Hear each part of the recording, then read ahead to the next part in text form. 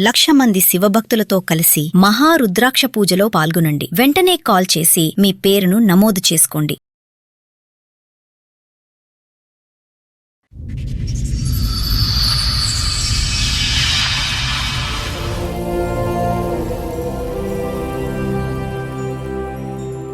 సమస్య ఏంటో చెప్పండి. మా చుట్టాలతనికి మా వాళ్ళకి ఒకరికి డబ్బులు కావాలంటే వాళ్ళ సిస్టర్ దగ్గర ఒక 1,00,000 రూపాయలు ఇప్పించింది.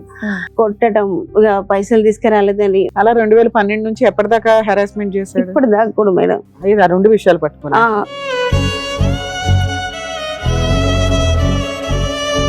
ఇక వాళ్ళందరి గొడవలలో నన్ను టార్చర్ పెడుతుంది.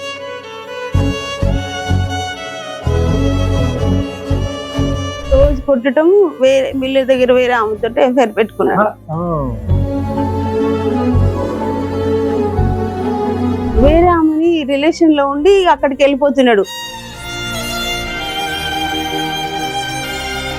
2014-16లో తెలిసింది. 16లో ఇల్లు అమ్మినాం, ఆమె ముందే తెలిసింది. ఇక తెలిసిన తర్వాత అడిగితే నా ఇష్టం, నేను అట్లనే పోతా, నీకు ఇష్టం అయితే ఉండు, లేకుంటే ఇంట్లోంచి వెళ్ళిపో. సరే, ఆవిడెవరో దొరికిందా? వెళ్ళి 4 పీకేవరు? నేనేం పీకలేదు, నాకు భయం అవుతుంది. ఆయన వచ్చిందంటే నాకు వన్ కూడా వస్తుంది.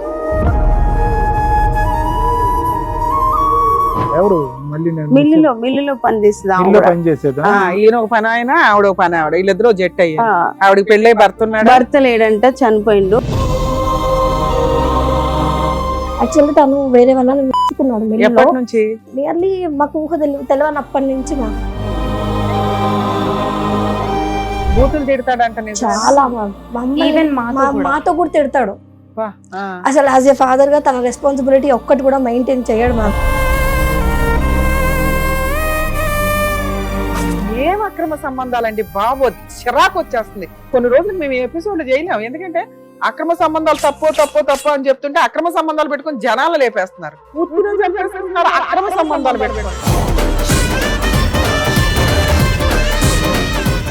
నమస్తే, సుమన్ టీవీ సమర్పిస్తున్న పద్మవ్యూహం కార్యక్రమానికి స్వాగతం. మరి ఈ కార్యక్రమంలో మనతో పాటు ఉన్నారు ప్రముఖ హైకోర్టు అడ్వకేట్ రమ్యాకుల గారు. నమస్తే మేడం. నమస్తే అండి. ప్రముఖ సైకియాట్రిస్ట్ డాక్టర్ కళ్యాణ్ చక్రవర్తి గారు. నమస్తే సార్. నమస్తే మేడం. సార్, మేడం నల్గొండ జిల్లా నుంచి ఒక ఆవిడ వచ్చారు, బట్ ఆవిడ పేరు చెప్పడం కూడా ఆవిడకి ఇష్టం లేదంట. అసలు ఆవిడకి వచ్చిన సమస్య ఏంటో అడిగి తెలుసుకున్నాం. నమస్తే అండి. చెప్పండి అమ్మా, మీరు పేరు చెప్పడానికి కూడా ఇబ్బంది పడుతున్నారు. పేరేం చెప్పక్కర్లేదు, మీ సమస్య ఏంటో చెప్పండి. 98లో పెళ్ళైంది మేడం. అయితే అరేంజ్ మ్యారేజే. అతను కూడా వాళ్ళది వేరే ఊరు, ఆంధ్ర. అయితే మా ఊర్లోనే ఉండేవాడు. అయితే మిల్లు ఫీల్డ్, మా అన్నయ్య వాళ్ళకి కూడా మిల్లు ఫీల్డ్ ద్వారా తెలిసిన అతను మ్యారేజ్ చేసుకున్నా. అయితే తర్వాత ఒక 4-5 ఇయర్స్ దాకా మంచిగానే ఉన్నాం. అంటే పాప పుట్టింది 5 ఇయర్స్ కి. ఒక 10 ఇయర్స్ వరకు మంచిగా ఉన్నాం మేడం. ఇద్దరం కష్టపడ్డాం, ఇద్దరం డబ్బులు సంపాదించుకొని మంచిగా హ్యాపీగా ఉన్నాం. అయితే తర్వాత మా చుట్టాలతనికి మా వాళ్ళకి ఒకరికి డబ్బులు కావాలంటే వాళ్ళ సిస్టర్ దగ్గర ఒక 1,00,000 రూపాయలు ఇప్పించింది. మీ చుట్టాలతనికి మీ ఆయన ఇప్పించారా? అంటే మా వారి సిస్టర్ దగ్గర మా చుట్టాలకి పైసలు కావాలంటే వడ్డీకి తీసుకున్నారు. మీ ఆడపడుచుని ఎవరు అడిగారు? మీ ఆయనే కదా అడుగుంటాడు, ఆవిడ వాళ్ళ చుట్టాలు అని కావాలని. ఎవరైతే అప్పు కావాలన్నాడో ఆ వ్యక్తి మీ ఆయన్ని డైరెక్ట్ గా అడిగాడా? చుట్టరేకంతో నీ ద్వారా అడిగిచ్చారు? ఆయననే అడిగారు. నీకు సంబంధం లేదు ఈ అప్పుకు? ఆయన వచ్చిండు, అడిగిండు, తనకు కావాలంటే వాళ్ళ సిస్టర్ ద్వారా చూసుకున్నారు. నేను అక్కడే ఉన్నా గానీ ఇవ్వు అని నేనేం బలవంతం చేయలే. అడిగితే తీసుకున్నారు. మంచిగానే ఉన్నాం, హ్యాపీగా ఉన్నాం కాబట్టి అందరం మంచిగానే ఉన్నాం. తర్వాతకి మళ్ళీ కొన్ని రోజులకి ఇంకొక 1.5 lakh మా అన్నయ్య వచ్చి ఇప్పించిండు. మా అన్నయ్య వచ్చి ఏం చేసిండంటే, బావా వాళ్ళకి అర్జెంట్ అవసరం ఉందంట, ఇస్తాడు. చుట్టాలు కాకుండా మళ్ళీ మీ సొంత బ్రదర్ అతనికి మమ్మల్ని అడిగిండు కదా, తీసుకుపోయిండు. మళ్ళీ కావాలని మా అన్నయ్యని అడిగిండు. మా అన్నయ్యని అడిగితే ఆయనకి ఏం ఇవ్వలేక మళ్ళీ మా వారి దగ్గరకు వచ్చే ఇప్పించిన తర్వాతకి ఇక ఆయన తీసుకొని తీరలేదు, ఇట్లా తీసుకొని పోయిండు. తర్వాతకి ఇక నేను ఇంట్లో వర్క్ చేస్తాను మేడం, బ్లౌజులకి డిజైన్లు అవి వేసి. ఇక నేను ఇదంతా ఎన్ని సంవత్సరాల క్రితం స్టోరీ? 98లో పెళ్ళయింది. ఓ 10 ఏళ్ళకి 2008 9 10 కి డబ్బులు తీసుకురావాలి. ఆ 10 సంవత్సరాలు ఇవన్నీ నీకు తెలుసమ్మా? ఫస్ట్ టైం డబ్బులు తీసుకోవడం, సెకండ్ టైం డబ్బులు తెలుసు సార్. తీసుకోవడం. ఫస్ట్ టైం డబ్బులు తీసుకుని తెలుసు, సెకండ్ టైం డబ్బులు ఇదే బాబు తీసుకుని తెలుసు. ఆడపిల్ల డబ్బులు తీసుకోవటం ఇరుక్కుంటామేమో, మళ్ళీ అంటే సమస్య అవుతుందని ఇస్తారు కదా చెప్పలేదు. అనుకున్నా కానీ అయితే అప్పుడు ఎంతసేపటికి నేను ఇంట్లో పని చేసుకొని ఆ డిజైన్లకు బ్లౌజులకు ఇంట్లోనే వర్క్ చేసుకుంటూ సరే సంపాదించుకున్నాను. ఇందులో నీకేం సంబంధం ఉంది? ఒకసారి డైరెక్ట్ గా మీ ఆయన అడిగాడు, ఇంకోసారి మీ అన్నయ్య ద్వారా అడిగిచ్చారు. ఇచ్చిండు. అయితే ఈ కష్టపడి ఆ 10 సంవత్సరాలలో మాకు అప్పుడు పెళ్ళప్పుడు కూడా ఏం పెట్టలేదు. అది కట్నం కింద మా అమ్మ వాళ్ళకి సూర్యాపేటలో ఇల్లు ఉంటే ఇచ్చారు. ఇచ్చేసి కొన్ని డబ్బులు ఇచ్చి ఒక 2 తులాలు పుస్తలు తడబెట్టి పెళ్లి చేసేది. అయితే అది తర్వాతకి నేను కష్టపడి 20 తులాలు బంగారం కొనుక్కున్నా. ఇద్దరం కష్టపడ్డాం, ఇద్దరం చేసుకున్నాం, మంచిగా సంతోషంగా ఉన్నాం. మీ ఆయన ఏం పని చేస్తాడు, నువ్వేం చేస్తావు? మిల్లులో సొంత రైస్ మిల్లా? మిల్ లేదు మేడం, జాబే. మిల్లులో జాబ్ చేస్తాడు, నేనేమో ఇంట్లో పని చేసుకుంటా, ఈ వర్క్ చేసుకుంటా. ఏం వర్క్? బ్లౌజ్లకు డిజైన్లు అవన్నీ వర్క్ చేసుకున్నాం. ఇక్కడ బేగం బజార్కి వచ్చి కుందన్స్ చెమ్కీలు అన్ని తీసుకుపోయి ఇంట్లో అమ్ముకునేదాన్ని, చేసుకునేదాన్ని. ఇక నాకు అప్పటికి పిల్లలు కూడా కాలేదు కాబట్టి ఒక 5 years వరకు మంచిగా సంపాదించుకున్నాం. తర్వాత పిల్లలు పుట్టినాక కూడా చిన్న పిల్లలైనా అమ్మ వాళ్ళ సపోర్ట్ తోటి చేసుకున్నాం. బంగారం కొనుక్కున్నా మంచిగా. అలా ఎప్పటిదాకా చేసావు పని? 2010 దాకా చేస్తూనే ఉన్నా, ఇప్పటికి కూడా చేస్తూనే ఉన్నా, ఓకే, ఇప్పుడు కూడా కంటిన్యూ చేస్తున్నా. అయితే ఇక ఆ తర్వాత ఏమైంది, ఇల్లు కొనుక్కుందాం అనుకున్నాం. మేము ఇల్లు కొనుక్కుందాం అనుకొని ఒక అపార్ట్మెంట్ లో ఫ్లాట్ చూసి తీసుకుందాం అనుకొని నా గోల్డ్ అంతా ఇచ్చేసిన. వాళ్ళ డబ్బులు ఇవ్వలేదు, అప్పుడు ఆ టైంకి ఇవ్వలేదు. అప్పు తీసుకున్న వాళ్ళు ఇవ్వలేదు, 2.5 లక్షలు ఇవ్వలేదు. ఇవ్వకపోయేసరికి ఈయన గొడవ పెట్టి గొడవ చేసేసరికి నేను పోయి వాళ్ళ దగ్గర పోయి అడుక్కొస్తామంటే ఇవ్వలేదు, వాళ్ళ టైం కాలేదు. అప్పుడు బాగా గొడవ అయింది. గొడవ అయితే వాళ్ళు నేను అమ్మ వాళ్ళ ఇంటికి వచ్చేసరికి గొడవ చేస్తుంటే ఈయన ఒప్పుకోట్లేడు, గలీజ్గా తిడుతున్నాడని మా నాన్న ఏం చేసిండంటే ఎట్లనైనా ఇప్పిస్తాయ్యా, 1 లక్ష రూపాయలు అయితే తీసుకో ఫస్ట్ అని మా నాన్న ఇచ్చిండు. మీకేమి సంబంధం అమ్మా ఇదంతా? మీ ఆయన మిమ్మల్ని ఎందుకు అరెస్ట్ చేశారు? మీరు ఇంటికి వెళ్ళి డబ్బులు వసూలు చేసి మీ సొంత డబ్బులు ఇవ్వాల్సినంత అవసరం ఏముంది ఇందులో? ఆయన మా చుట్టాలు తీసుకుపోయారు కదా అని. మీ చుట్టాలంటే ఎంత దగ్గర? మా అమ్మ వాళ్ళ తరపు మా అమ్మ తమ్ముడు తీసుకుపోయారు కదా, పైసలు కావాలని ఆమె అడుగుతుందని అన్నాడు అని గొడవ పెట్టుకునేసరికి మా నాన్న ఆ ఫంక్షన్ ఇల్లు కొనుక్కునే టైంకి 1 లక్ష రూపాయలు ఇచ్చిండు, మిగతా డబ్బులు ఇవ్వలేదు. ఇక అప్పుడు అడుగుతుంటే ఆయన ఎందుకు కట్టట్లే డబ్బులు? ఆయన మొత్తం లాస్ అయిపోయిందంట, తెలియదు మాకు అప్పుడు. సొంత మేనమామ గురించి నీకు తెలియదా? అంటే మీ బిజినెస్ నాన్నకైతే తెలుస్తుందిగా, మీ అన్నకి తెలుస్తుంది. వాళ్ళకి ఎవరికి తెలియదు మేడం. తెలియకుండా ఉండేసరికి మీ పైసలు ఇచ్చింది ఫస్ట్ టైం. ఇల్లు ఎప్పుడు కొన్నారు మీరు? 2012 10లో అప్పు ఇచ్చారు, 12లో ఇల్లు కొన్నారు. అయితే ఈ లోపు ఏమైందంటే మాకు ఒక సిస్టర్ ఉంది, మా సొంత సిస్టర్ కి వాళ్ళ అమ్మాయి ఉంది. వాళ్ళు కొంచెం మా బావ కొద్దిగా అమాయకుడు అని ఏం చేసిరంటే ఆయనకి మా వారికి తెలిసిన వాళ్ళ సంబంధం ఉందని పెళ్లి చేసారు.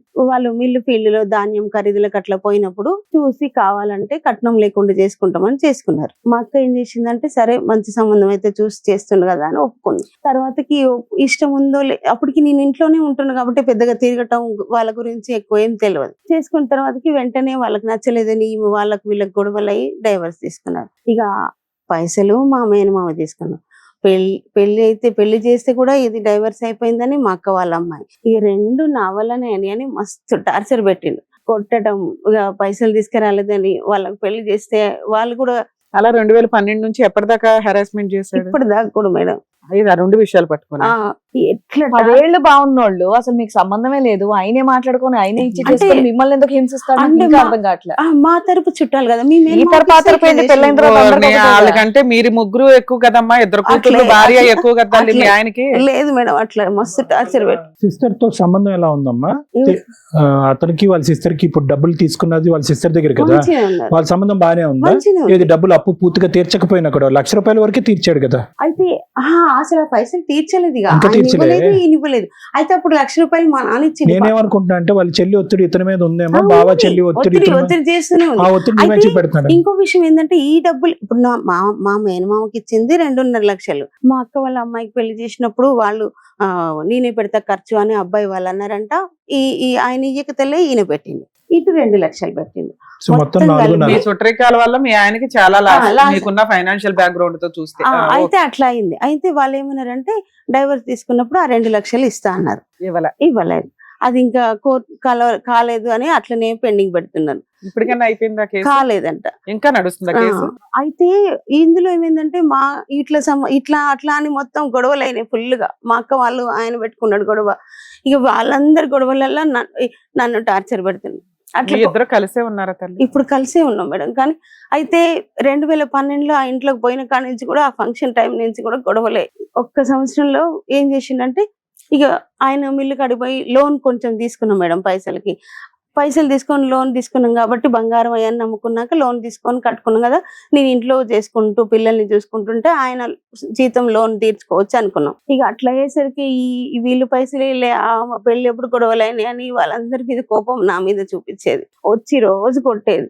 ఇక ఇట్లా ఉంటే ఆయనకి తాగుడు అలవాటు ఉంది. ఆ సిచ్యువేషన్ లో 2ంటికి 3ంటికి అట్లా వచ్చేది మేడం. వచ్చినా కూడా ఇక ఈ గొడవ అయిన కానించి రోజు నోటికి వచ్చిన మాటలు అసలు అవి వినటానికి కూడా భరించలేను. ఇద్దరు ఆడపిల్లలు. వయసు ఎంతమ్మా వాళ్ళకి? ఒక ఆమెకి 22, ఒక ఆమెకి చదువుకుంటున్నారు. రెండో అమ్మాయి అంతా డిగ్రీ 2nd ఇయర్ అయిపోయింది. పెద్ద ఆమెకి బీటెక్ అయిపోయింది. నిజంగా ఈ సమస్యల వల్ల ఇతని రియాక్షన్ లేదంటే జనరల్ గానే తాగేటటువంటి వ్యక్తి యొక్క రియాక్షన్ అనేది నాకు అర్థం కావట్లేదు. ఎందుకంటే జరిగిపోయి ఇవంతా 2012-14 జరిగినటువంటి 12 సంవత్సరాల పాటు ఒక కక్ష ఉంటుందా? 4.5 లక్షల గురించి 4.5 లక్షలు ఇంకా కొన్ని ఆయన వాడకుండేమో మొత్తం ఇల్లు అమ్మేసి ఆమె పైసలు ఇచ్చేసినాం. ఇక గొడవలు అయితే అమ్మేసినాం. ఎందుకంటే వీళ్ళు 4 లక్షలకి అంత ఇల్లు అమ్మేసుకున్నారా? 18 లక్షలకు అమ్మినాం. అమ్మితే బ్యాంక్ 7 లక్షలు పోయింది.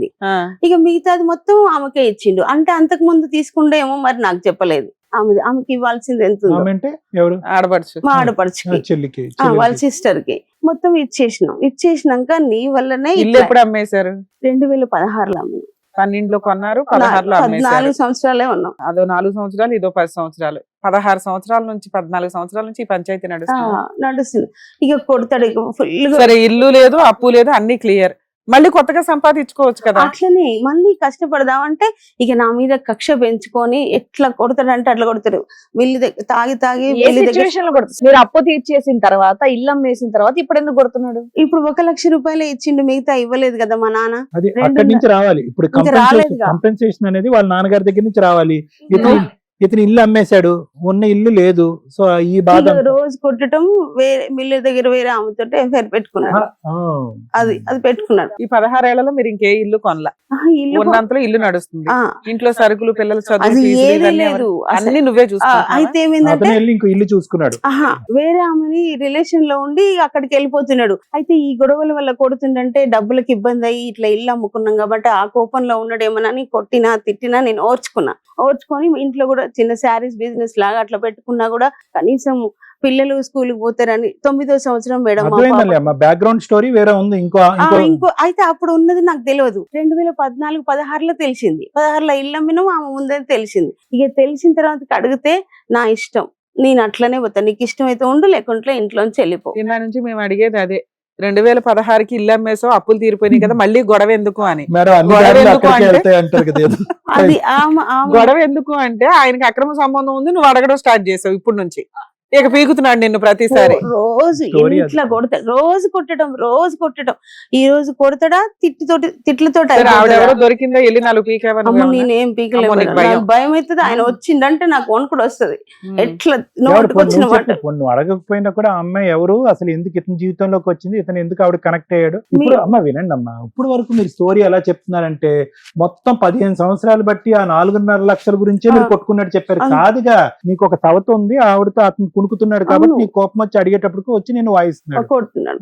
అట్లా కొట్టేసరికి ఇట్లనే ఎవరు మళ్ళీ మిల్లులో పనిచేసేదా?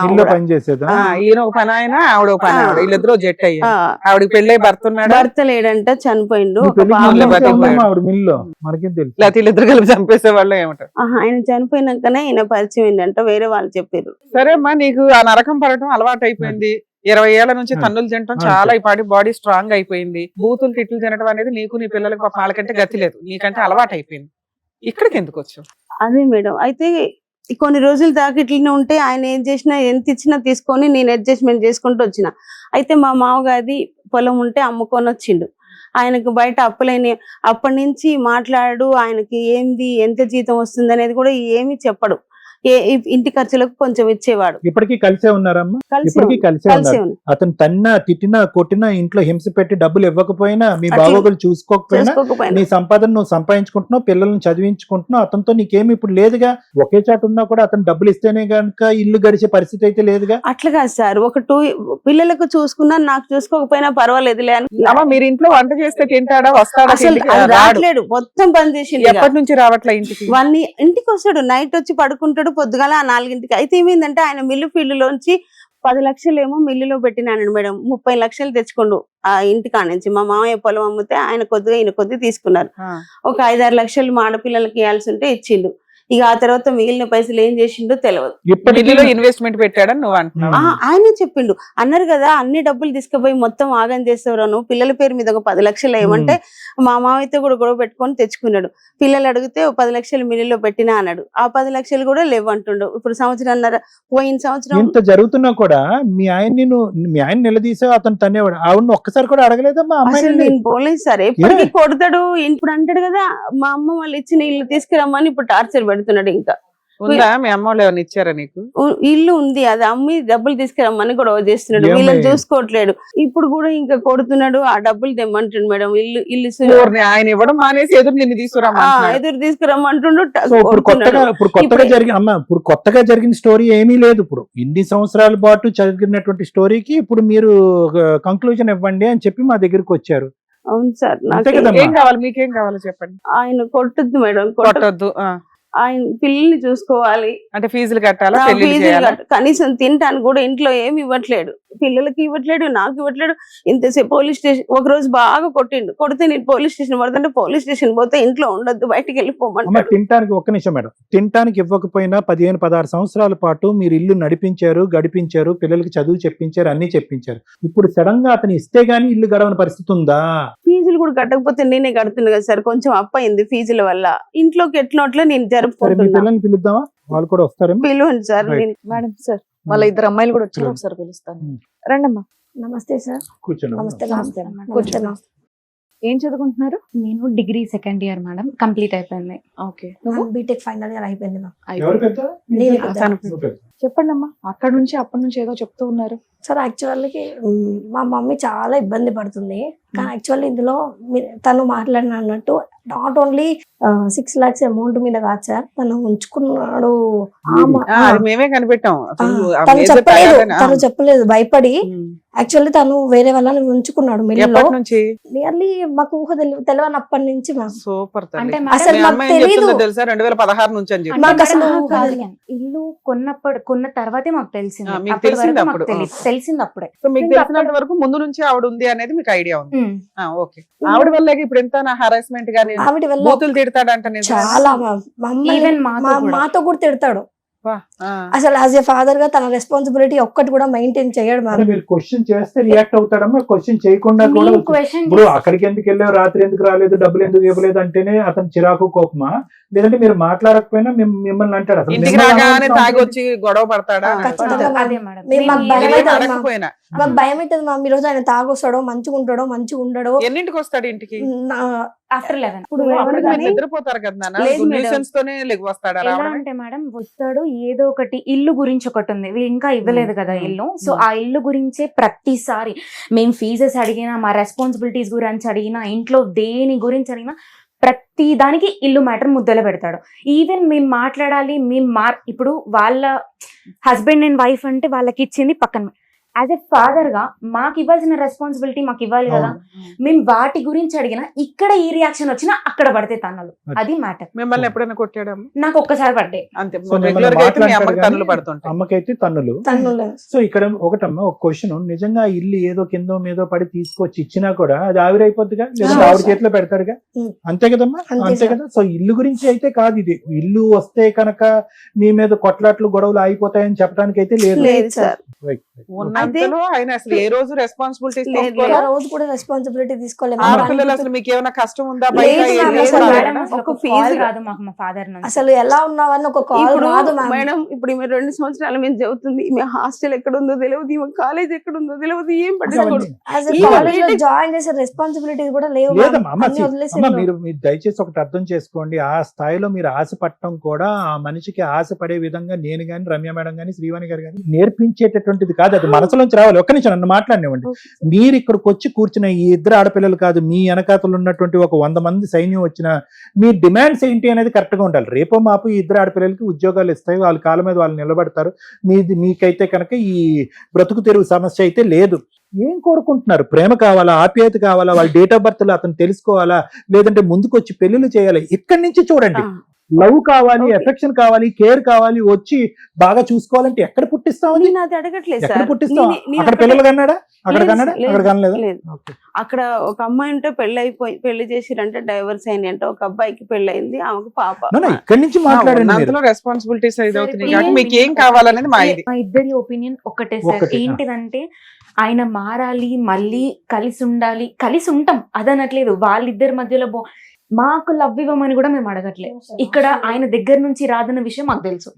మేము ఎంత తాపత్రయపడ్డా ఎవరు చెప్పినా అది రాదు. మాకు ఒక క్లారిటీ ఉంది. ఇప్పుడు ఆయన పెట్టినా పెట్టకపోయినా ఆయన దగ్గరే ఉండాలి అన్న ఈ ఒక్క దాంతోని ఇన్ని రోజులు ఉంది. ఏవైనా మా స్టడీస్ కానీ మా ఖర్చులు ఏవైనా అన్ని మా అమ్మని ఇల్లదీస్తుంది. బట్ ఇప్పుడు సిచ్యువేషన్ ఏమొచ్చిందంటే తనకి పెట్టగలిగే, ఆల్రెడీ ఊర్లో అన్ని అప్పులు అయిపోయినాయి, అన్ని అయిపోయినాయి. సో ఇప్పుడు తను పెట్టగలిగే కెపబిలిటీలో లేదు. అమ్మ ఇప్పుడు మేమేం అడుగుతున్నామంటే అట్లీస్ట్ మా చదువులు అయిపోయే వరకన్నా మా రెస్పాన్సిబిలిటీగా మా అట్లీస్ట్ బిల్ అన్న ఇప్పుడు మేము హాస్టల్ రెంట్ అది మీ ఇంటి దగ్గర పెద్ద మనుషుల ద్వారా relatives ద్వారా అడిగితే పెద్ద బాగుండేది కదా. ఇక్కడ దాకా మా- వస్తే ఏ అట్లా actually- పెద్ద మనుషులు వినరు అసలు. అమ్మ ఎవరిని ఇప్పుడు మేము తిడతారు? మీ హస్బెండ్ కి ఫోన్ చేసి 4 వీక్ ఆమె అనుకో మాటలో ఆయన వెంటనే ఏం చేసుకుంటారు ఈ రోజు చేసుకోండి అంటే night- మీరు ఇంటికెళ్ళి కేసులు వేసుకునే అంత దమ్ము మీకుందా? లీగల్ గా వెళ్ళగలరా? ఇట్లా మేము ఫోన్ చేయగానే భయపడి ఇస్తాడని మేము అనుకో. మీ నాన్న ఆల్రెడీ ముద్రిపోయాడు. అలా వద్దని కూడా ముద్రిపోయిన బ్యాచ్ లో మీరు లీగల్ గా తెగించి ఇంక ఈయన వల్ల ఒక ఉపయోగం లేదని మీరు క్లారిటీ ఉంది. ఎదురు రోజు న్యూసెన్స్ తప్ప. ఇలాంటిది మేమిద్దరిలో ఎవరైనా మాట్లాడామే అనుకోండి, అప్పుడు మీ నాన్న చేసే పని ఇంట్లో నుంచి బయటకు వెళ్ళిపోవడం. అది ఎట్లాగో రెంటెడ్ హౌస్, ఆయన వెళ్ళిపోతాడు ఆరాంగా. మీరు అడిగిన గొంతమ్మ కోరికలు కాదు అవన్నీ, మీ హక్కులు. మీ హక్కులన్నీ కోర్టు తీరుస్తుంది. దానికి మీరు రెడీయా అంటున్నా. అంటే మీరు ఏదైతే ఇప్పుడు దాకా మీ అమ్మ బంధం పెట్టుకుందో 2 ఆడపిల్లలు, తండ్రి ఉండాలి, సొసైటీ, గుడ్ విల్ అని, అవును. అలా ఆవిడ ఇంతకాలం ఏదైతే ఉందో అది రోడ్డు మీదకి వెళ్తుంది. మీరు తెగించే ధైర్యం ఉందా? ఉందా? మాకు దీనికి ఉంది fix మేడం. మీ అమ్మ డెసిషన్ తీసుకోవాల్సింది. మీరిద్దరు ధైర్యంగానే ఉంటారు, హాస్టల్లో ఉన్నారు. ఒకటమ్మా, ఇది ఎలా ఉందంటే మీరు చెప్పేది మీ భాషలోనే చెప్తాను. కరోనా వైరస్ చావకూడదు, కానీ కరోనా జబ్బు వదిలిపోవాలి. ఎలా అవుతుంది? అక్కడ ఆడదాని మీద ఒక ఆమె ఎవరైతే కనుక ఇతని మీద శిలాశాసనం చెప్తుందో ఆ వైరస్ అయితే మీరు తీయలేకపోయారు. బయటకు వచ్చి గొంతు చించుకుని అరవలేకపోయారు. పెద్దల్ని తీసుకొచ్చి మాట్లాడలేకపోయారు. ఇప్పుడుకొచ్చి పోలీస్ స్టేషన్, కోర్టు గడప తొక్కలేకపోయారు. అసలు ఇంక వెళ్ళే రకాలు కూడా కాదు. ఎలాగ? కర్ర ఎరగకూడదు, పాము వెళ్ళాలి. చావకూడదు. అవ్వలే మ్యామ్, మమ్మల్ని అడ్డుకున్నారు. లేకపోతే మేము వెళ్ళాలని మేము మీ అమ్మ వెళ్ళగలదా? మీ అమ్మ తను వెళ్ళగలదా? వెళ్ళలేకనే మమ్మల్ని మేడం ఆపింది. అడిగేది అది. ఇప్పుడు వరకు రానటువంటి పోరాట పట్టిక ఇప్పుడు ఎలా వస్తుంది? నీ సిస్టర్ అంటుంది వీరు రెడీ అంటుంది. వేరే మీకు 16 years బట్టి you don't have the capacity and to fight. ఇప్పుడు సడన్ గా వీఆర్ రెడీ టు ఫైట్ అంటే కనుక మీకు అంత బ్యాక్గ్రౌండ్ బ్యాకింగ్ ఉందా? మీరు చేయగలరా? మీ నాన్న కూర్చోండి ఇక్కడ అని అంటే కనుక నోరు మూసుకుని కూర్చుంటారేమో. సరే మీరు ఆలోచించుకోండి అమ్మా, మేము చెప్తాము, తర్వాత ఫైనల్ గా మాట్లాడతాం. ఏంటంటే ఎక్కడా కూడా అంటే నాకు నిజంగా అనిపించేది ఏంటంటే 10 సంవత్సరాల పాటు ప్రయాణం బాగానే ఉంది, 10 సంవత్సరాల పాటు ప్రయాణం బాగానే ఉంది అనుకుంటే వాస్తవానికి ఆ స్టార్టింగ్లో 98 నుంచి 2008 వరకు ప్రయాణం బాగుంది అనేటటువంటి ఒక కళ్ళకు గంతలు కట్టుకుని మీరు ఉన్నారంతే. ఎందుకంటే నీ మీద ప్రేమ ఆప్యాయత చచ్చిపోవచ్చమ్మా ఒక మగాడికి. ఓకే, ఎందుకంటే నువ్వు ఇలా అడిగావు, అలా అడిగావు, ఈ డబ్బులు అక్కడ ఇప్పించావు, మీ చేతులారా కొన్ని చేయించావు. ఎందుకంటే ఆ మనిషికి, ఎందుకంటే అలాంటి వాళ్ళతో చాలా జాగ్రత్తగా ఉండాలి మనం. వాళ్ళ సిస్టర్ దగ్గర డబ్బులు తీసుకెళ్లి మీ ఇంట్లో ఇచ్చాడు. ఇంకో పెళ్లి కూడా మీ తరపున వాళ్ళు పెళ్లి చేశాడు. అసలు అతని యొక్క ఇంటిగ్రిటీ, ఆలోచన, వ్యక్తిత్వం బట్టి ఇంకా అది ప్లేయింగ్ విత్ ద ఫైర్ అంటారు. అంటే అగ్గికి ఆజ్యం పోస్తున్నట్టుగా అనమాట. సరే, దట్స్ అ డిఫరెంట్ స్టోరీ. నేను ఎందుకు ఆ పాయింట్ చెప్పానంటే కనుక అప్పుడు మీ ఇద్దరి మధ్య సంబంధాలు సత్సంబంధాలుగా ఉండేవేమో, డబ్బులు ఇచ్చుకోవటాలు పుచ్చుకోవటాలు అలవాటేమో, లేదంటే అవతల వ్యక్తులు ఇచ్చేస్తే కనుక ఈ క్లియర్ అయిపోద్ది అంటే ఈ అప్పు తీర్చేస్తాడేమనే నమ్మకంతోనో, లేదంటే పెళ్లి చేస్తే కనుక వాళ్ళు సుఖంగా సౌఖ్యంగా ఉంటారనే నమ్మకంతో అలాగే ఏదో మీరు గుడ్డుగా మీ ఇద్దరు ఒక అండర్స్టాండింగ్ మీద ముందుకెళ్ళారు. కానీ ఎప్పుడైనా కూడా అది రిస్క్ ఇష్యూ. ఎందుకంటే కనుక అతను అప్పు తీసుకెళ్ళి ఎక్కడో ఇచ్చాడు అనుకో, బయట ఎక్కడో, that is not a problem. మీ దగ్గర డబ్బులు తీసుకుని ఎక్కడో ఎవరిదో పెళ్లి చేశాడు అనుకో, that is not a problem. ఇక్కడ ఏమైంది, ట్రాన్స్ఫర్ మెకానిజం జరుగుతుంది. అంటే వాళ్ళ ఇంట్లోంచి మీ ఇంట్లోకి, వాళ్ళ ఇంట్లో నష్టం, మీ ఇంట్లో లాభం, పిల్లవని అప్పవని వాట్ ఎవర్ ఇట్ ఇస్. ఇప్పుడు ఆటోమేటిక్ ఏమవుతుంది, అప్పటికే బ్యాక్గ్రౌండ్ ఇష్యూ స్టార్ట్ అయిపోయింది. నీకు అర్థం కానిది ఏంటంటే ఆ అమ్మాయి ఇదంతా ఫేసెస్ లో ఎంట్రీ కాదు, ఆ అమ్మాయి అప్పటికే బ్యాక్గ్రౌండ్ లో ఉంది. ఎవరైతే కనుక ఇప్పుడు ఉన్నటువంటి ఆ బ్రహ్మరాక్షస్ ఆ బ్యాక్గ్రౌండ్ లో ఉంది. అప్పటికే అతనికి ఏంటంటే అక్కడ లైకింగ్ ఎక్కువైంది, ఇక్కడ డిస్లైకింగ్ ఎక్కువైంది. ఏదో ఒక బలమైనటువంటి కారణం చూపెట్టి నిన్ను దూరం పెట్టాలి అంటే కనుక ఏదో ఒకటి. నిజంగా ఎవరు నమ్మరమ్మా. అంటే ఒక 15 సంవత్సరాల పాటు 4.5 లక్షల గురించి ప్రపంచ యుద్ధాలు జరుగుతున్నాయి అనేటటువంటిది నమ్మసక్యంగా లేదు. అతను ఏంటంటే ఏదో కారణం కావాలి, నువ్వు డబ్బులు తీసుకురాకపోతే కనుక మీ పుట్టింటి నుంచి వచ్చేటటువంటి ఆస్తిని తీసుకురా, ఏదో ఒకటి పెట్టుకుని నీ గొంతు పెట్టుకుని నిన్ను అనగదొక్కి ఏ విధంగా ఒక అట్మాస్ఫియర్ క్రియేట్ చేశాడంటే ఈ పెళ్లి ఇలాగ అవ్వటానికి, నిన్ను కొట్టడానికి, నిన్ను తిట్టడానికి, నేను తాగటానికి, నా లివర్ కిడ్నీ పాడు చేసుకోవడానికి నువ్వు కారణము, మీ వాళ్ళు కారణము, నువ్వు వాళ్ళ దగ్గరుండి డబ్బులు ఇప్పించడం కారణము, అక్కడి నుంచి ఆస్తి తీసుకురావటం కారణం. కాబట్టి ఈ రోజు నుంచి నేను నీకు ₹1 పావలో కూడా ఇవ్వను, నీ సావు. అది అతను గీసినటువంటి ఒక డిజైన్ వర్క్ ఇది. ఇదంతా కూడా అతను డిజైన్ చేశాడని నేను అనుకోవట్లేదు. బ్యాక్గ్రౌండ్ లో ఆవిడుండి దగ్గరుండి కలిపి డిజైన్ చేశారు. ఏటొచ్చి ఇక్కడ ఉన్నటువంటి అదృష్టం ఏంటంటే అక్కడ వాళ్ళిద్దరికి ఒక పిల్ల జల్ల లేకపోవడం అనేది మనకు అదృష్టం. ఎందుకంటే మీరు లీగల్ గా పోరాడితే కనుక రమ్య మేడం సపోర్ట్ తీసుకుని ఏదైతే కనుక వీళ్ళు న్యాయపరంగా రావాలో అవన్నీ వస్తాయి. కాబట్టి అక్కడ లేకపోవడం అనేది మనకి ఒక ఘోరంత ఆశ. అయితే నేను ఇక్కడ ఈ మాట ఎందుకు చెప్తున్నానంటే, చక్కటి పిల్లలు శుభ్రంగా చదువుకుంటున్నారు, భవిష్యత్తులో ఏదో ఒక ఉద్యోగం చేసుకుంటూ ఉంటారు. అలాంటి వ్యక్తి ఈ రోజు వచ్చి ఈ పిల్లల మీద కూడా విరుచుకుపడి నానా తిట్లు, వీళ్ళని కూడా తిట్టి వీళ్ళు పరువు తీసి రేపొద్దున వీళ్ళ యొక్క పెళ్ళిళ్ళు అవ్వకుండా లేదంటే వీళ్ళ భవిష్యత్తు నిలబడకుండా చేస్తున్నటువంటి ఒక వ్యక్తికి అసలు ఈ మ్యారేజ్ లోకి ఎప్పటికైనా మనస్ఫూర్తిగా ఒక ఆలోచనతో ఎంటర్ అయ్యాడా, లేదంటే ఇదంతా యాదృచ్ఛికంగా ఒక పెళ్లి జరిగిపోయింది, పెద్దలు అక్షింతలు వేసేసారు, తర్వాత 2 ఆడపిల్లలను కనేసామని చెప్పి. ఎందుకంటే మీ మీద 1,00,000 కోపాలు ఉండొచ్చు, తిట్టచ్చు, కొట్టచ్చు, హింస పెట్టచ్చు. కానీ వాళ్ళు ఏం చేశారు, వాళ్ళ మీద ప్రేమ ఉండాలి కదా. అమ్మా ఓకే మీ అమ్మ ఎలాగన్నా ఉంది, ఇగరా ఈ ₹1000 ఉంచుకోండి, ఇంటి సామాన్, అమ్మా ఇదిగో ఫీజు కొనుక్కోండి, ఫీజు కట్టుకోండి, పుస్తకాలు కొనుక్కోండి. ఆడపిల్లల మీద రాదు. ఎంత సవతలు ఉన్నా కూడా ఆ బ్యాక్గ్రౌండ్ లో ఉన్న లేడీస్ లాంటి వాళ్ళు 10 మంది ఉన్నటువంటి మగాళ్ళు కూడా ఫైనల్ గా ఈ ఇంటికి వచ్చి పిల్లల్ని కాపాడుకుంటారు. సో కాబట్టి నాకు అనిపించేది ఏంటంటేనమ్మా, రియలిస్టిక్ గా మనం ఆలోచించుకుంటే సొల్యూషన్ దొరుకుతుంది. ప్రాక్టికల్ గా తెలివైన పిల్లలు చదువుకున్నారు, సమాజంలో ఎన్నో చూస్తుంటారు, మీరు ఎన్నో హెడేక్స్ చూస్తుంటారు, ఎంతో మంది మీ ఫ్రెండ్స్ చెప్పేటటువంటి మాటలు వినుంటారు. మీకు అనిపించి ఉండొచ్చు, అరే వీళ్ళందరితో పోల్చుకుంటే మనం దురదృష్టవంతులం కదా, మనకంటూ ఒక ఇల్లు లేదు, ఒక మంచి వాతావరణం లేదు, ఒక కుటుంబం లేదు, ప్రేమగా దగ్గర తీసుకునేటటువంటి ఒక తండ్రి లేడు కదా అనే బాధ మీకు ఉండొచ్చమ్మా. కానీ నేను అనేది ఏంటంటే, ఎంతకాలం బాధపడతారు, ఎంతకాలం ఏడుస్తారు మీరు? చిన్నప్పటి నుంచి అలవాటైంది. ఒక్కొక్కరికి ఒక దరిద్రం, ఒక్కొక్కరికి ఒక దురదృష్టం. మీకు తండ్రి ఉన్నా కూడా లేనట్టే అనేటటువంటి భావంతో ఉంటేనే మీరు బ్రతికి బట్టకట్టగలరు. మళ్ళీ ప్రేమ కావాలి, మళ్ళీ తండ్రి యొక్క ఆప్యాయతలు కావాలి, మళ్ళీ లేనటువంటి చిగురించుకునే ఈ ప్రేమలు చిగురించుకోవాలి అంటే కనుక I don't think so that is going to happen అన్న. దానికి పైపెచ్చి ఏం జరుగుతుందంటే తెలుసానన్న, యూ లూజ్ యువర్ కెరియర్స్. మీ కెరియర్స్ పాడైపోతాయి. రేపొద్దున ఈడు మగాడమ్మ ఈయన్ని పెళ్లి చేసుకుంటే ఆ మగాడిలో మీ నాన్న కనిపిస్తూ ఉంటాడు, వద్దురా బాబు ఈడే నరకాసుడిలో ఉన్నాడు, ఒక నరకాసుడితో సగం జీవితం అయింది, వీడితో ఇంకా సగం జీవితం అయితే పెళ్ళే చేసుకోరు. బట్ దయచేసి గుర్తుపెట్టుకోండి, it is a very rare situation that your seeing in your house. మీ ఇంట్లో ఇది చూసేటటువంటిది ఒక రేర్ సిచ్యువేషన్. నాకు మీరిద్దరు ఆడపిల్లలు ఎలా మానసికంగా తేరవాలంటే, ఎస్ మీ అమ్మని కాపాడుకోండి, మీ అమ్మకు కావాల్సిన ప్రపంచాన్ని, జీవితాన్ని, భవిష్యత్తుని, డబ్బుని అన్నీ ఇవ్వండి, సంపాదించుకోండి. కానీ at the end of the day పెద్దవాళ్ళు అయిన తర్వాత ఓకే, చిన్నపిల్లలు 16 సంవత్సరాలు 15 సంవత్సరాల్లో అనుకుంటే కనుక అమ్మ మా నాన్న కొడతాడు, తిడతాడు, గొంతు పిసికి చంపేస్తాడు, మా అమ్మని చంపేస్తాడు అనుకోవచ్చు. అరే కమాన్, మీరు 21-22 ఇయర్స్, మీరిద్దరు ఫైటర్స్. ఇందాక నేను చెప్పిన సామెత 100 సార్లు నేను చెప్తా, కర్ర ఎరగకూడదు, పాము చావకూడదు అంటే అవ్వదు. You need to learn to fight. ఏదో ఒకటే మిగులుతుంది. అతను మన ఇంట్లోకి రావటం అన్నా ఉంటుంది, రాకపోవటం అన్నా ఉంటుంది, ఏదో ఒకటే ఉంటుంది. అతను ఇంట్లోకి రావాలి, ప్రేమగా ఉండాలి, అన్నీ చూసుకోవాలి, అట్ ద సేమ్ టైం మనం కేసులు కూడా పెట్టాలి, అతనితో ఫైటింగ్ చేయాలంటే అవ్వదు. మీరు నిజంగా మీ హక్కుల గురించి పోరాడాలి అని అనుకుంటే కనుక ఆ మనిషి విరుచుకుపడేటటువంటి తత్వాన్ని తాత్కాలికంగా భరించాలి. మీకు సంబంధించిన ప్రొటెక్షన్, సపోర్ట్ తీసుకోండి.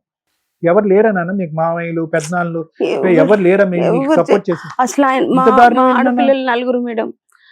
అరే మీ తల్లిదండ్రులు బతికే ఉన్నారా? మా నాన్నగారు లేరండి, అమ్మ ఉంది. అన్నదమ్ములు ఉన్నాడు కానీ వాళ్ళిద్దరికి ఆయన అంటే భయం, తిడతాడు. అసలు అమ్మ వాళ్ళ ఇంటికి కూడా పోయి మస్తు గొడవ చేసి వచ్చి ఊర్లో పెద్ద మనుషులు ఊర్లో పెద్ద మనుషులు కూడా ఎవరు తెలియదు, భయపడడు. నోరు తెరిస్తే ఆయన నోరుకే భయపడతారు అందరు. సో నేను చెప్పేది ఒకటేనమ్మా, సింపుల్ లాజిక్. ఒకటి, మీకు అతి పెద్ద ఆస్తి ఏదన్నా ఉంది అంటే కనుక నన్ను మధ్యరాత్రిలో లేపన్నా అడగండి, నేను మీకు చదువులు, మీకు భగవంతుడు ఇచ్చినటువంటి ఆ చదువుల వరంకి నేను శతకోటి వందనాలు చేస్తాను. అది కొన్ని కోట్ల విలువైనటువంటి ఆస్తి మీ అకాడమిక్స్. దాన్ని ఎస్కలేట్ చేసుకోండి. మాస్టర్స్ చేయాలంటే మాస్టర్స్ చేసుకోండి, లేదంటే హైదరాబాద్ లాంటి ప్లేస్కి వచ్చి జాబ్ సెర్చ్లోకి వెళ్ళండి. ఫస్ట్ నాకు మోస్ట్ ఇంపార్టెంట్ ఏంటంటే, మీ నాన్నతో మీరు పోరాడాలి అంటే కనుక మీరు ఫైనాన్షియల్గా ఇండిపెండెంట్ అవ్వాలి. మీకు చదువు ఉన్నప్పుడు అది పెద్ద సమస్య కాదు. 10,000, 15,000, 25,000 ఎంతో కొంత మీ ఇద్దరికి వస్తుంది. ఇప్పటికిప్పుడు మీరు ఫైట్ చేస్తే కనుక నెక్స్ట్ స్టెప్ మీకు అల్లకల్లోలం అయిపోతుంది. మిమ్మల్ని ఉద్యోగం చేసుకునేవాడు, ఫ్రీగా ఉండనేవాడు, మీ మీద ఉన్న కసి కోపం అంతా ఆవిడ మీద చూపించి చంపేస్తాడు. నేనైతే ఏమంటానంటే, మీరు ఖచ్చితంగా ఫైట్ చేయాలి, అతనికి గుడ్ బై చెప్పేటటువంటి ప్రయత్నం చేయాలి, అతనికి సంబంధించిన హక్కులన్నీ మీరు తీసుకోవాలి, మీకు రావాల్సిన అంతా కూడా హక్కు పోరాటం చూపెట్టాలి. కానీ రమ్య మేడం నాతో యాక్సెప్ట్ చేస్తారు లేదో నాకు తెలియదు, కానీ ఒక సైలెంట్ ఫేస్. నీకు ఎంత ఇంకా 1 year ఉందనన్నా నీకు? అయిపోయింది సార్. యాక్చువల్లీ కోచింగ్ తీసుకుంటే జాబ్ వచ్చేది, కానీ ఇంకా కోచింగ్ లో చేయాలని బీటెక్ అయిపోయింది ఈ సంవత్సరం. ఇంకా ఫైనల్ ఇయర్ ఉంది ఇంకా ఫైనల్ ఇయర్. సో నేనేమంటున్నానంటే అమ్మా, maybe I'm wrong, I don't know, but నేనేమని చెప్తున్నానంటే కనుక ఈ టైంలో బహుశా ఆ పిల్లలు ఇంకొక 1 yearలో సెటిల్ అయిపోతారు అని అనగా, సానుకూలంగానే ముందుకెళ్ళి ఒక్కసారి ఆ పిల్లలు సెటిల్ అయ్యి వాళ్ళకి ఏదన్నా ఒక ఉద్యోగం వచ్చి వాళ్ళ కాళ్ళ మీద వాళ్ళు నిలబడిన తర్వాత అప్పుడు దీర్ఘకాలికమైనటువంటి పోరాటం చేస్తే బాగుంటది అనేది నా అభిప్రాయం. ఎందుకంటే వీళ్ళు డిస్టర్బ్ అవ్వకూడదమ్మా. ఆ కెరియర్ ఇప్పుడు ఫైనల్ ఇయర్ ఈ అమ్మాయికి ఇప్పుడు ఇట్లా ఉన్నారు కదా, అట్లనే అనుకున్నాం. ఏమన్నా కానీ పిల్లలకి చెరకు జాబ్ వచ్చినాక నేను కష్టపడతాం, ముగ్గురం కష్టపడతాం, ఆ మనిషి పెట్టినా పెట్టకున్నా ఏం కాదనుకునే ఊపున్నా ఇన్ని రోజులు. అట్లయితే ఇప్పుడు ఏమైందంటే, ఇప్పుడు వచ్చే నెల రిజిస్ట్రేషన్ అయితే సూర్యాపేటది నాకు ఇచ్చిన ఇల్లు అమ్మేస్తే ఆ పైసలు తెచ్చుకొని వీళ్ళ చదువులకి 1 లక్ష 2 లక్షల దాకా అప్పైంది తీర్చుకుందామంటే ఇప్పుడు ఆ డబ్బులు తీసుకుపోతా అని కూడా తీసుకెళ్తాడమ్మా. ఆయన ఇవ్వకుంటే ఇప్పుడు ఎట్లా టార్చర్ పెడతాడు, భయపడతాడు. ఆ పైసల గురించి ఇప్పుడు ఇల్లు నిన్న పొద్దున పోతే కూడా ఆ ఇల్లు తీసుకురాలేదు, ఆమె సంగతి చెప్తా అని ఆమె టార్చర్ పెడతాడు. వచ్చే డబ్బులు ఉన్నాయి కానీ అవి కూడా అతను కాజేస్తాడు అనేటటువంటి ఒక ఫియర్ ఉందిగా. కనీసం ఒక్క రోజు కూడా పిల్లల్ని ప్రేమగా కూడా మాట్లాడు సార్, మేము ఆయన నుంచి ప్రేమ ఎక్స్పెక్ట్ చేయట్లే, మాకు బతకనిస్తే చాలు, మీ బ్రతుకులు మిమ్మల్ని బతకనిస్తే చాలు. అసలు ఎట్లా అంటే అసహ్యమైన మాటలు అవి నేను భరించలేకపోతే, కొట్టడం ఆ మాటలు అనే దాంట్లో నన్ను భయపడతాడు. అవి మేము వినలేకపోతున్నాం. రోడ్డు మీద ఎక్కడ ఏది అనేది మ్యాటర్స్ కాదు, మా ముందు మా అందరి ముందు వియోడ్ అనిపిస్తుంది. ఇప్పుడు చెప్తారు వినండి. Thank you sir. Okay madam, thank you madam. ఒకళ్ళ కష్టం సుమన్ గారు ఈ ప్రోగ్రామ్ కంటిన్యూ చేస్తున్నది, ఇండైరెక్ట్ గా ఈ కేసు ద్వారా మీరు ఏం నేర్చుకుంటారు అని. ఇండైరెక్ట్ గా మీకు ఏదో రకంగా సహాయపడాలి అనే ఉద్దేశంతో అందరూ ఇక్కడ దాకా రాలేకపోవచ్చు. పాపం ఈవిడ 16 ఏళ్ల నుంచి ట్రై చేసుకుంటూ నెంబర్ క్లిక్ అవ్వడం వల్ల ఈ రోజు పాపం ఇక్కడికి రాగలిగింది. మరి ఆ రోజే మేము మాట్లాడేసి ఉంటే ప్రాబ్లం సాల్వ్ అయిపోయేదేమో. ఆ నెంబర్లు కూడా రిపీటెడ్ గా ఈ రోజు మేము ఇక్కడ షో చేస్తున్నామంటే సుమన్ టీవీలోనే ఆ కాంటాక్ట్ నెంబర్స్, ఆ ఫోన్ దద్దరిల్లిపోతుందండి. మేము ఆ ఫోన్స్ తీయలేకపోతున్నారు. మేము తీయమండి, మా ప్రొఫెషన్స్ మాకుంటే. ఆ నెంబర్ ఎవరైతే డీల్ చేస్తున్నారో, సో మీరు వాట్సాప్ మెసేజ్లు పెట్టండి, కుదిరితే వాళ్ళు మీకు కాంటాక్ట్ లోకి వస్తారు. ఇలా ఇక్కడ మాట్లాడుతున్న ఇటు కేసులు, ఇది ఎంటర్టైన్మెంట్ కి సంబంధించి కాదు. ఇటువంటి సమస్యలు ఉంటే మీరు ఎట్లా సాల్వ్ చేసుకోవాలని చెప్పండి. ఇందులో మనం నేర్చుకోవాల్సిన బేసిక్ పాయింట్స్ ఏంటి? కొన్ని చెయ్యకూడని పనులు జరిగిపోయినాయి, అవి అప్పుడే కంప్లీట్ చేస్తుంటే బాగుండేది. ఏంటవి? పెళ్లిలో ఒక ఆడపిల్లకి ఏదన్నా స్త్రీధనంగా ఇస్తాము అనే ఆస్తులు అంటే ఆ మ్యారేజ్ లోపే అయిపోవాలి. అవి మీరు అబ్బాయికి రిజిస్ట్రేషన్లు చెయ్యొద్దు. అది 98లో అన్నా, 2000లో అన్నా, 2010 అన్నా, 16 అన్నా, రేపొద్దుట 30 అయినా అమ్మాయికి స్త్రీధనంగా రిజిస్ట్రేషన్లు చేసుంటే తను ధైర్యంగా మాట్లాడడానికి ఒక హక్కుగా ఉంటుంది. ఈ రోజున 90% కేసులు అలాగే ఉన్నప్పటికీ మీరు కూడా ఇక్కడి నుంచి జాగ్రత్త పడండి. ఆడపిల్లకి ఏదైనా ఇస్తాము అంటే ఇచ్చేయండి తప్ప మీ వాళ్ళు ఇవ్వలేదు అనే నరకం 26 ఏళ్ల నుంచి 28 ఏళ్ల నుంచి అమ్మాయి పడుతుంది. ఒక పాయింట్. రెండో పాయింట్, అమ్మాయి తరపు వాళ్ళ చుట్టాలకి భార్య దగ్గరుండి దయచేసి అప్పులు ఇప్పించకండి. ఎందుకంటే కొన్ని సందర్భాల్లో అది ఆయన కష్టార్జితం అయి ఉంటుంది. 2, వాళ్ళ కుటుంబ సభ్యులకి, మీ కుటుంబ సభ్యులకి గౌరవం ఇప్పించడం కోసం ఇప్పించిన వ్యవహారం. ఆ పనికి మాలలో అప్పు తీర్చకపోవడం వల్ల ఈవిడ ఈ రోజున పడుతున్న నరకం. మేబీ ఆయనకి కష్టాలు ఉంటే ఉండొచ్చు. నిజంగా ఇలా ఒక అమ్మాయి కుటుంబం రోడ్డు మీదకి వచ్చింది మేనమామకి హెల్ప్ చేయడం వల్ల. పైగా ఆవిడ మాట్లాడింది ఏమీ లేదు ఇందులో. అలా బామ్మరిది వచ్చాడు, ఎందుకు బూతులు తిడుతున్నాడు మరి. ఎరా నువ్వు తీసుకొచ్చావు, వాడికి కట్టించావు, ఎవడరా నువ్వు మాట్లాడేది పక్కకంటే. ఈ రోజున ఆవిడకి కష్టం వస్తుంటే వాళ్ళ బ్రదర్స్ నుంచోలేకపోతున్నారు, బూతులు తిట్టి పంపించేస్తున్నాడు. సో సొంత చుట్టాలు ఆడపిల్ల తరపు వైపు వెళ్ళి దయచేసి అప్పులు చేయకండి. ఒకవేళ అలాంటి కర్మే మీకు వస్తే ఆ అమ్మాయి కుటుంబం నాశనం అయిపోద్దని గుర్తు పెట్టుకొని ఆ అప్పులు తీర్చేసుకుంటూ ఉండండి. ఈ 2 విషయాలు కొంచెం జాగ్రత్త పడండి. అవి లాస్ట్ కి ఇచ్చేసారు మేడం, ఆ పైసలు కూడా. ఇచ్చారులే. ఇచ్చారులే, కానీ నువ్వు అప్పుడు దగ్గర యుద్ధం అంతా. 15 ఏళ్ళు నువ్వు చెప్పిన పంచాయతీ అదే కదా. మీ ఆయన నీకు బుస్సు అని కాటేస్తున్నాయి ఆ పాయింట్లేగా. ఎంత యుద్ధం. కానీ మేం కనిపెట్టిన పాయింట్ ఏంటి, డే 1 నుంచి మీ ఆయన ఈ పాయింట్లు అడ్డు పెట్టుకొని ఎక్స్ట్రా మ్యారిటల్ అఫైర్ నడిపిస్తున్నాడు తల్లి, మీతో మాట్లాడనివ్వకుండా అంటున్నాం. అర్థం అవుతుందా? అలాగే ఈ ఎపిసోడ్ లో మీరు నేర్చుకోవాల్సిన ఇంకొక పాయింట్, ఎప్పుడైనా ఇంకా కుటుంబాలు కలిపే ఉంచాలని చూస్తామండి. అందులోని పిల్లలు ఉన్న కేసుల్లో భరించండి, మాక్సిమం భరించండి. ఆ భరింపు ప్రాణం దాకానో, మానం దాకానో, పరువు దాకానో వస్తే దయచేసి భరించకండి. ఎవరో ఒకళ్ళ హెల్ప్ మేము దొరకలే, ఎవరో ఒకళ్ళ హెల్ప్. అన్ని చోట్ల మేమే ఉండలేంగా. అడ్వకేట్స్ ఉన్నారు, కోర్టులు ఉన్నాయి, ఫ్రీ లీగల్ ఎయిడ్స్ ఉన్నాయి. ధైర్యం చాలా ఇంపార్టెంట్. ఒక ఆడమ్మాయికి ధైర్యం ఎట్లా వస్తుందని చెప్పా మీకు చాలా సార్లు చెప్పుంటా. సంపాదన, సెల్ఫ్ రెస్పెక్ట్, గౌరవంతో, క్యారెక్టర్ తో ఒక ఆవిడ ఏదైనా సంపాదించిందంటే ఆ డబ్బు మాట్లాడుతుంది. అది ఈ అమ్మాయి చేసిన పని. సూపర్. నిజంగా ఆవిడకి హ్యాట్స్ ఆఫ్ చెప్తాను నేను. డే 1 నుంచి పోసలో కుట్లో ఆయన తిండి పెట్టకపోయినా కుటుంబాన్ని నడిపించుకుంది. ఒక ఇల్లు కొనడానికి తన వంతు ప్రయత్నం తను చేసుకుంది. అయినా కుటుంబాన్ని నడిపించుకోవడానికి ఇల్లు అమ్మిచ్చేసింది, ఆ అప్పులు తీర్చేసింది. ఇప్పటికీ స్టిల్ 16 ఏళ్ల నుంచి నడిపించుకుంటుంది. ఒక ఆడపిల్లకి భర్త మీద వేసే మెయింటెనెన్స్లు ఇవన్నీ వేసే ముష్టి పనిష్మెంట్, వాడికి ఇవ్వబోయే పనిష్మెంట్. కానీ మన తిండి మనం బతకాలి. బతుకున్నంతకాలం నాన్న దగ్గర, పెళ్లి అవగానే భర్త దగ్గర, తర్వాత పిల్లల దగ్గర తన ఓపిక ఉంది, సంపాదించింది, అది ప్రూవ్ చేసింది. నిజంగా హ్యాట్స్ ఆఫ్. ప్రతి స్త్రీ తనకి తాను సంపాదించుకోవాలి. మేడం మా భర్త ఏం చేస్తాడు? ఇప్పుడు పనిష్మెంట్ల గురించి ఆలోచిద్దాం. ఇందాక నేను చెప్పాను మ్యాక్సిమం భరించండి తల్లి అని. ఈవిడ అది మ్యాక్సిమం భరించేసింది. భరించిన తర్వాత జరుగుతున్న ప్రాసెస్ ఏంటంటే పరువు. ఇక్కడ ఒక మగపిల్లాడు ఉండుంటే ఆవిడ ఈ రోజున అలా మాట్లాడేది కాదు ధైర్యంగా. ఎందుకంటే సంపాదన ఉంది, మగపిల్లోడు ఉన్నాడు, ఏం పర్ల తోలు తీసేయొచ్చని. 2 ఆడపిల్లలు ఉండేసరికి ఆవిడ ఇంకా భయపడిపోతుంది. అరే బాబు, ఈ రోజున ఆడపిల్లలు ఉన్న వాళ్ళే గొప్పవాళ్ళు. ఆ పిల్లలకి ఆ హృదయ స్పందన అర్థం అవుతుంది.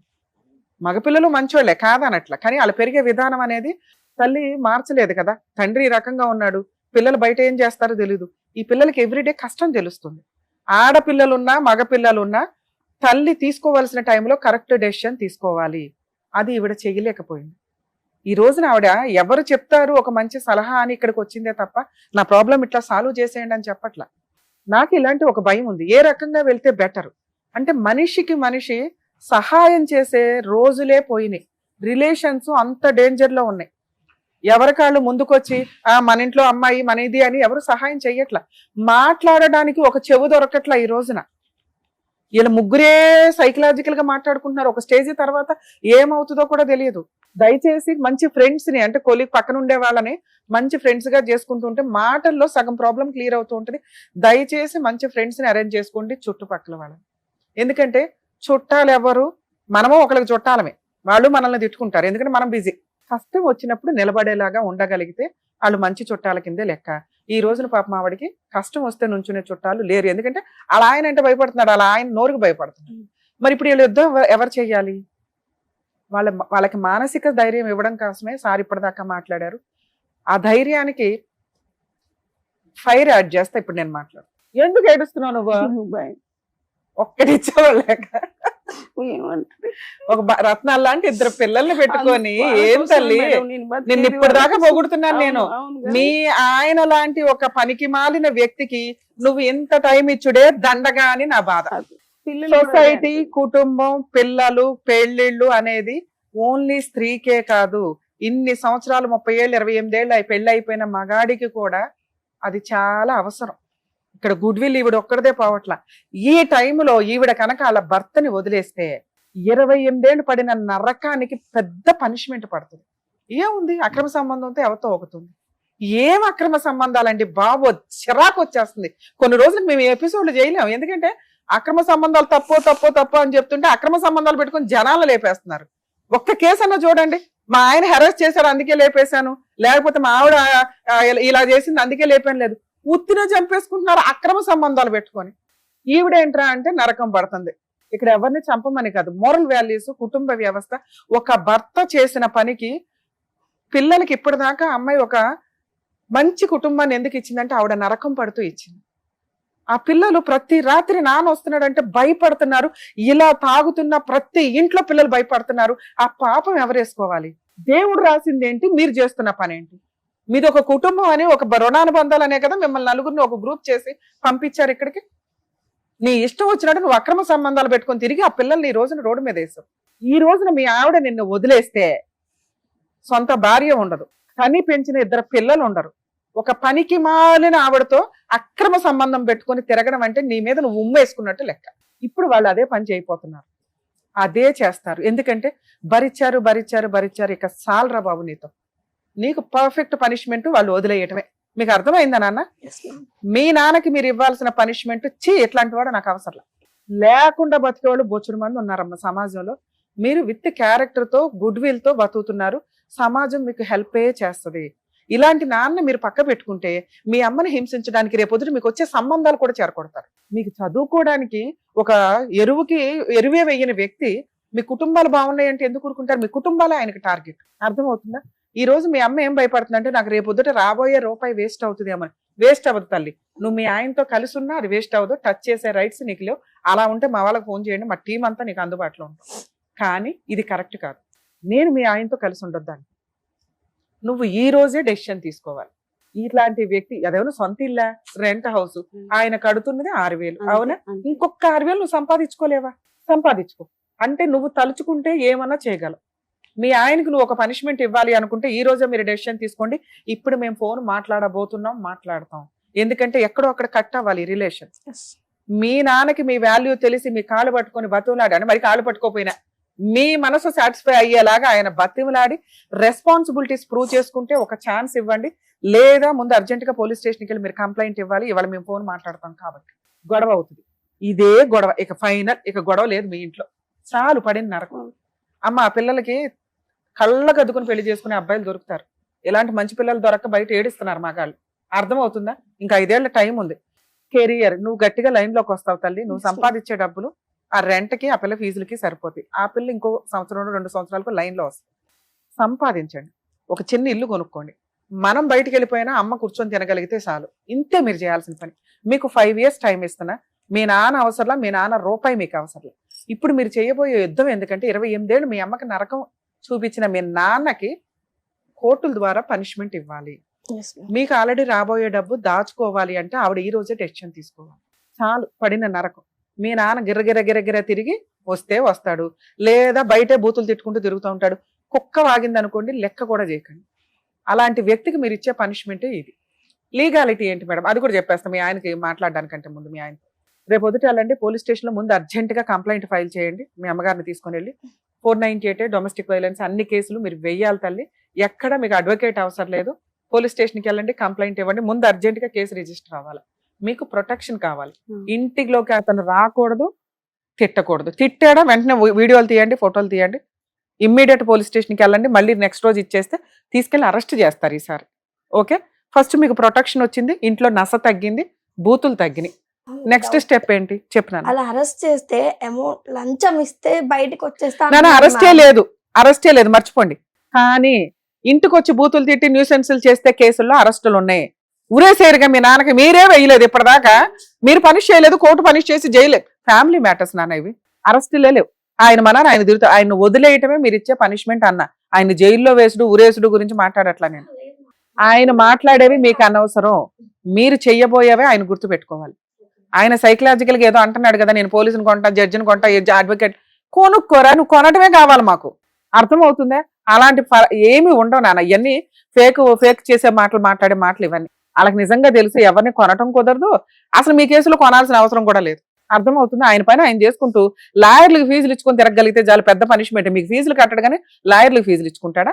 అర్థమైందా? మీకు ఫీజు ఉన్నప్పుడు లాయర్లకు ఫీజులు కట్టనే, పోలీసులకు లంచాలు ఇచ్చుకొని. అర్థమవుతుందా? ఇదే మీరు చేయాల్సిన పని. అసలు పోలీసులు ఏమి లంచాలు తీసుకోరు, మీకు చెప్తున్నాడు కదా, మీకు అదే అంటున్నా, మీ అర్థం అవ్వాలని మీకు చెప్తున్నా. అలాంటి ఒక ఖర్చు అవ్వాలి, భార్య పిల్లల్ని వదిలేస్తే ఎలా ఉంటుందని ఆయనకి తెలియాలి. నువ్వు నీ దగ్గర మాకు రూపాయి అవసరం లేదు, నువ్వు అవన్నీ ఖర్చులు అంటున్నావు, ఒక పెట్టుకొని పో, ఎక్కడ తిరుగుతావు తిరుగు. సొంత భార్య పిల్లలే లేనప్పుడు పనిష్మెంట్ ఎంతకంటే ఏం పనిష్మెంట్ కావాలి నాన్న. నెక్స్ట్ డొమెస్టిక్ వైలెన్స్ కేసు అమ్మా. మీరు సఖీ సెంటర్ ఉంటుంది, మీరు తెలంగాణ జ్యూరిస్డిక్షనే కాబట్టి సఖీ సెంటర్కి వెళ్ళండి. అక్కడ ఫ్రీ లీగల్ ఎయిడ్ కోర్టే మీకు ప్రొవైడ్ చేస్తారు. అందులో మీకు వారసత్వ ఆస్తులు ఏమైనా ఉంటాయి, అటాచ్మెంట్ అడగండి.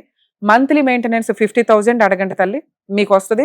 పిల్లల చదువులు పెళ్లిళ్ళు కూడా మీ ఆయన బాధ్యతే, అందులోనే వస్తే ప్రొటెక్షన్ కూడా అడగండి. మేడం మాకు ఇవన్నీ తెలియట్లేదంటే తెలంగాణ హైకోర్టులో లీగల్ సెల్ అథారిటీ అని ఒకటి ఉంటుంది, మీరు అక్కడికి వెళ్ళి హెల్ప్ అడిగినా మీ జ్యూరిస్డిక్షన్కి సంబంధించిన వాళ్ళకి ఇస్తారు. అందరికి మేము ఫ్రీగా వచ్చి లీగల్ సర్వీసులు చేయలేమండి, ప్లీజ్ ఏమనుకోవద్దు. గవర్నమెంట్ లీగల్ సెల్ వాళ్ళు జుడిషియరీ డిపార్ట్మెంట్స్ కొన్ని కోట్లు ఖర్చు పెట్టి ఫ్రీ లీగల్ ఎయిడ్ ప్రొవైడ్ చేస్తున్నారు. మేబీ మీకు అవేర్నెస్ లేక మేము అందుబాటులో కనిపించడం వల్ల అందరు ఇక్కడ దాకా వస్తున్నారు, కానీ మేము అన్ని చోట్లకి వచ్చి చేయలేము, ప్లీజ్ అర్థం చేసుకోండి. 2, ఉమెన్స్ కమిషన్ ఉంది తెలంగాణలో. ఉమెన్స్ కమిషన్కి వెళ్ళినా మీకు ప్రాబ్లం క్లియర్ అవుతుంది. కానీ ఈ రోజు నేను చెప్పబోయేది ఏదైతే ఉందో అది ఇంకా పర్ఫెక్ట్. ఉమెన్ కమిషన్కి ఎందుకు, కౌన్సిలింగ్లకి వీటికి వాటికి మళ్ళీ వాళ్ళు పోలీస్ స్టేషన్కి రిఫర్ చేస్తారు, వాళ్ళ పవర్స్ అంతవరకే. సో ఫస్ట్ పోలీస్ స్టేషన్కి వెళ్ళండి, ప్రొటెక్షన్ వస్తుంది. 2, సఖీ సెంటర్కి వెళ్ళండి, డీవీసీ కేసులో మీరు అన్నీ అడగండి. ఓకే, మీకు ఇవ్వాలి ఈ బంధం కట్ చేయడానికి నేను మీ హస్బెండ్తో మాట్లాడబోతున్నాను, మీకు ఓకేనా? ఇక్కడ వినేసి వెళ్ళిపోవడం కాదు, మీరు ప్రాక్టికల్గా అది చేస్తాము అంటేనే డెసిషన్ తీసుకోండి.